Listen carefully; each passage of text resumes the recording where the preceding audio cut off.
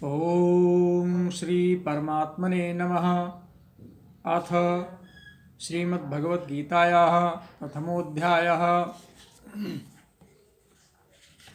धर्मक्षेत्रे कुरुक्षेत्रे समवेतायुयुत्सवः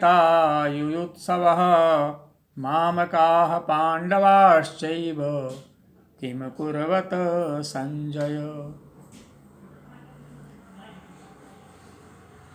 महाभारत का युद्ध प्रारंभ हुआ है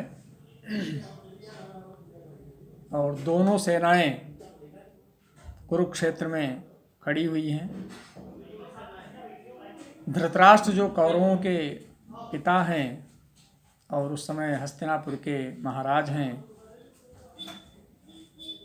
नेत्रहीन हैं, इसलिए कुरुक्षेत्र में कौन सी घटनाएं घटित होती हैं, किस प्रकार युद्ध होता है, इसका वर्णन करने के लिए उनके जो सारथी संजय हैं उनसे कहते हैं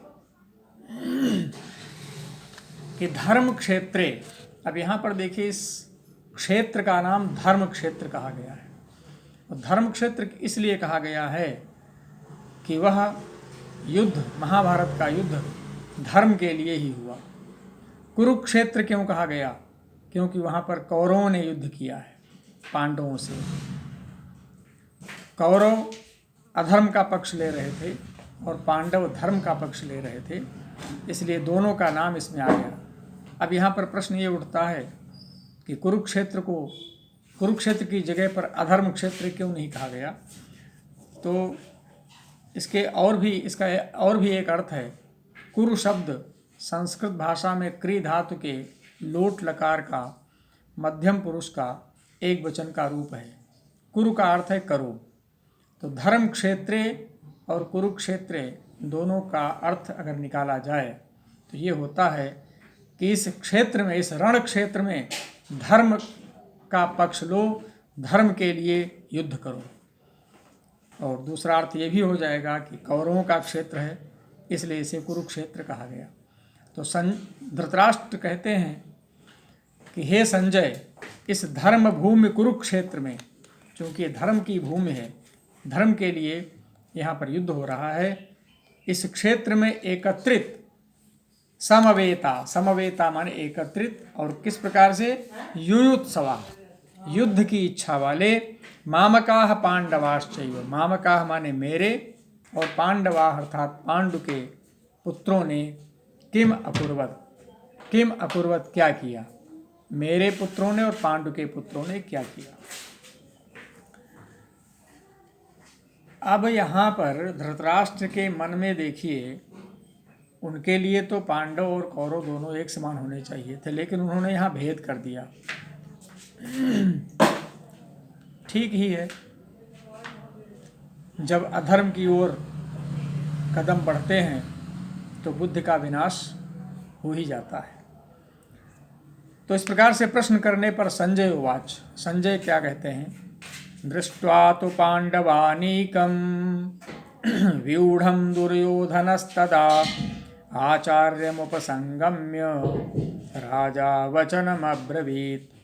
दृष्ट्वा तु पांडवानीकं, पांडवा अनीकम, पांडवों की सेना को देखकर, व्यूढ़ं दुर्योधनस्तदा, दुर्योधन ने, व्यूढ़म किस प्रकार की? व्यूह रचना युक्त, तदा माने उस समय, अर्थात उस समय राजा दुर्योधन ने व्यूह रचना युक्त पांडवों की सेना को देखकर आचार्यमुपसंगम्य, आचार्य अर्थात द्रोणाचार्य जी के पास जाकर वचनम अब्रवीत, यह वचन कहा, बोले। दुर्योधन बोले, ये संजय कह रहे हैं कि दुर्योधन ने द्रोणाचार्य के पास जाकर ये कहा। क्या कहा? पश्यैताम पांडुपुत्राणाम आचार्य महतीम चमूम व्यूढ़ाम द्रुपदपुत्रेण तव शिष्येण धीमता। कहा पश्यैताम पांडुपुत्राणाम आचार्य, आचार्य अर्थात हे आचार्य, पश्य देखो, एताम अर्थात यह, पांडुपुत्राणाम पांडु के पुत्रों की, महतीम चमूम बड़ी भारी सेना।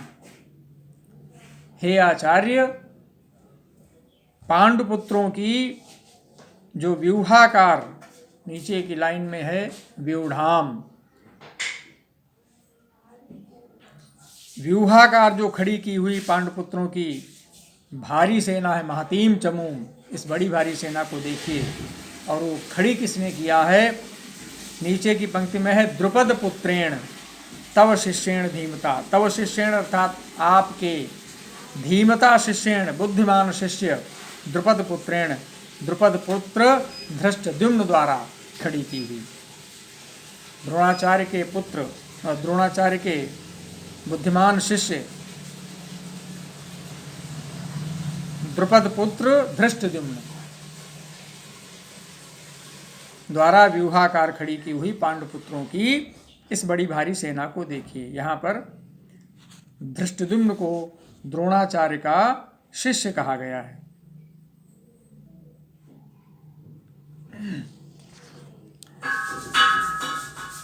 फिर दुर्योधन कहते हैं अत्र शूरा महेश्वासा भीमार्जुन समायुधे युधानो विराटश्च द्रुपदश्च महारथः। इस सेना में बड़े बड़े धनुष वाले महेश्वासा, बड़े बड़े धनुषों वाले, और युद्ध में भीम और अर्जुन के समान शूरवीर युधानो विराटश्च द्रुपदश्च महारथः।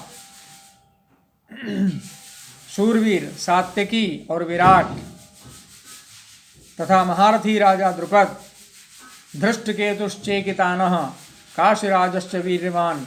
धृष्टकेतु और चेकितान तथा बलवान काशीराज, पुरुजित कुंतीभोजश्च शैव्यश्च नरपुंगवः। पुरुजित कुंतीभोज और मनुष्यों में श्रेष्ठ शैव्य, पराक्रमी युधामन्यु तथा बलवान उत्तमौजा। युधामन्युश्च विक्रांत उत्तमौजाश्च वीर्यवान सौभद्रो द्रौपदेयाश्च सर्व एव महारथाः। पराक्रमी युधामन्यु और बलवान उत्तमौजा, सुभद्रा पुत्र अभिमन्यु, द्रौपदी के पांचों पुत्र, ये सभी महारथी हैं। अस्माकं तु विशिष्टाये तान् निबोध द्विजोत्तम नायका मम सैन्यस्य संज्ञार्थं तान् ब्रवीमि ते। हे ब्राह्मण श्रेष्ठ, अपने पक्ष में भी जो प्रधान है, अस्माकं तो विशिष्टाये, अस्माकं अर्थात हमारे पक्ष में जो प्रधान हैं उनको आप समझ लीजिए। तान निबोध, उनको आप समझ लें। नायका मम सैन्यस्य संज्ञार्थम तान ब्रवीमिते। ते संज्ञार्थम अर्थात आपकी जानकारी के लिए मेरी सेना के जो जो सेनापति हैं उन्हें भी आप समझ लें, उन्हें मैं बतला रहा हूँ। भवान भीष्मश्च कर्णश्च कृपश्च समितिञ्जयः। भवान अर्थात आप, भीष्मश्च अर्थात पितामह भीष्म, कर्णश्च कर्ण, कृपश्च कृपाचार्य। कैसे इनको कहा गया? समितिञ्जयः, संग्राम विजयी कृपाचार्य। अश्वत्थामा विकर्णश्च, और उसी प्रकार से अश्वत्थामा विकर्ण और सौमदत्तिस्तथैव च, और सोमदत्त का पुत्र भूरिश्रवा, ये महारथी हैं। अन्ये च बहवः शूरा, और भी मेरे लिए मदर्थे त्यक्त जीविता। अन्ये च बहवः शूरा मदर्थे त्यक्त जीविता नाना शस्त्र प्रहरणाः सर्वे युद्ध विशारदाः। जीवन की आशा जिन्होंने त्याग दी है, ऐसे बहुत से शूरवीर अनेक प्रकार के शस्त्र अस्त्रों से सुसज्जित और सबके सब युद्ध में चतुर हैं। युद्ध विशारदा, सभी युद्ध में विशारद हैं, चतुर हैं। अपर्याप्तम तदस्माकं बलम भीष्माभिरक्षितम। भीष्माभिरक्षितम, भीष्म पितामह द्वारा रक्षित। अस्माकं तद अपर्याप्तम बलम, अस्माकम अर्थात हमारी, वह अपर्याप्तम बलम, वह सेना सब प्रकार से अपर्याप्तम अर्थात अजेय है। यहाँ अपर्याप्त का मतलब है अजेय है। अपर्याप्तम त्विदमेतेषां, पर्याप्तम त्विदमेतेषां बलम भीमाभिरक्षितम, और भीम द्वारा रक्षित इन लोगों की, एतेषाम तु इदम पर्याप्तम बलम, भीम द्वारा रक्षित इन लोगों की यह सेना जीतने में सुगम है। ऐसा दुर्योधन द्रोणाचार्य से कह रहे हैं। अयनेषु च सर्वेषु यथा भागमवस्थिताः भीष्ममेवाभिरक्षन्तु भवन्तः सर्व एव हि। कहते हैं इसलिए सभी मोर्चों पर अपनी अपनी जगह स्थित रहते हुए, यथा भागमवस्थिताः, अपनी अपनी जगह स्थित रहते हुए, अयनेषु च सर्वेषु अर्थात सभी मोर्चों पर, भवन्तः सर्व एव आप लोग सभी, भीष्ममेवाभिरक्षन्तु भीष्म पितामह की ही सर्वएव सब ओर से रक्षा करें। भीष्म पितामह की ही आप लोग सभी ओर से रक्षा करें।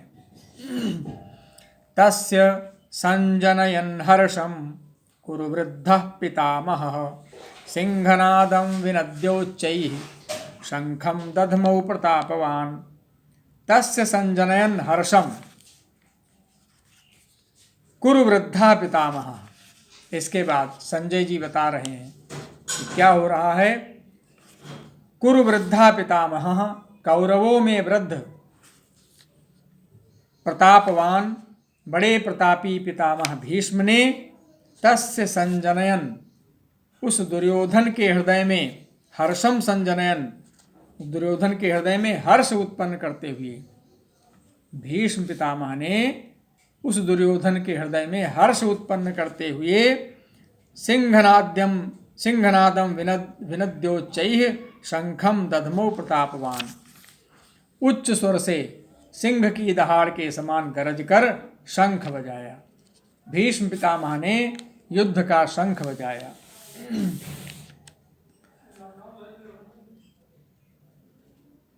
ततः शंखाश्च भैर्यश्च पणवानक गोमुखाः सहसैवाभ्यहन्यन्त सशब्दस्तुमुलोऽभवत्। इसके पश्चात शंख और नगारे तथा ढोल, मृदंग और नरसिंघे आदि बाजे एक साथ ही बज उठे और उनका वह शब्द बड़ा भयंकर हुआ। सशब्दस्तुमुलोऽभवत्, तुमुल अर्थात अत्यंत भयंकर। ततः श्वेतैर्हयैर्युक्ते महति स्यन्दने स्थितौ माधवः पाण्डवश्चैव दिव्यौ शंखौ प्रदध्मतुः।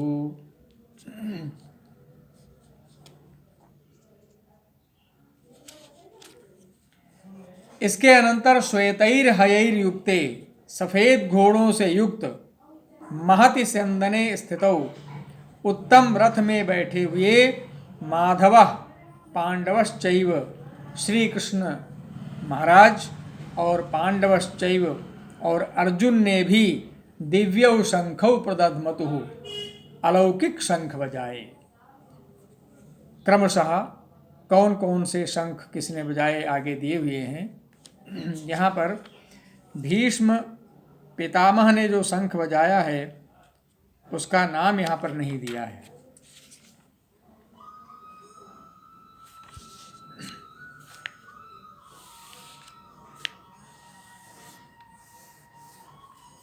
पांचजन्यं हृषीकेशो देवदत्तं धनंजयः पौंड्रं दध्मौ महाशंखं भीमकर्मावृकोदरः। किसने कौन सा शंख बजाया? पांचजन्यम हृषीकेशो। हृषीकेशो अर्थात भगवान श्री कृष्ण महाराज ने पांचजन्य नामक शंख बजाया।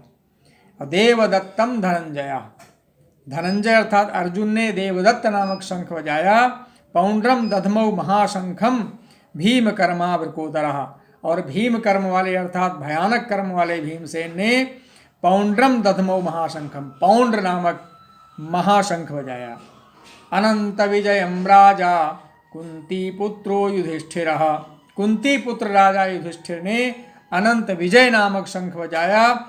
और नकुलः सहदेवश्च सुघोष मणिपुष्पकौ, सुघोष और मणिपुष्पक नाम के शंख नकुल और सहदेव ने बजाए।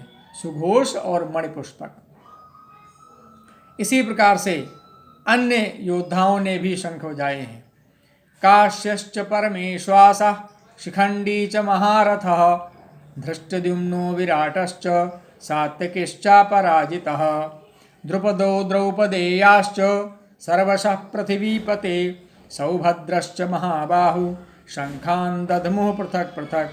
श्रेष्ठ धनुष वाले काशीराज और महारथी शिखंडी एवं धृष्टद्युम्न तथा राजा विराट और अजय सात्यकी राजा द्रुपद एवं द्रौपदी के पांचों पुत्र और बड़ी भुजा वाले सुभद्रा पुत्र अभिमन्यु, इन सभी ने हे राजन सब ओर से अलग अलग शंख बजाए। इस प्रकार से शंखों के विषय में संजय ने धृतराष्ट्र को अवगत कराया, किस किस वीर ने किस किस योद्धा ने किस प्रकार से शंख बजाए। ओम नमो भगवते वासुदेवाय।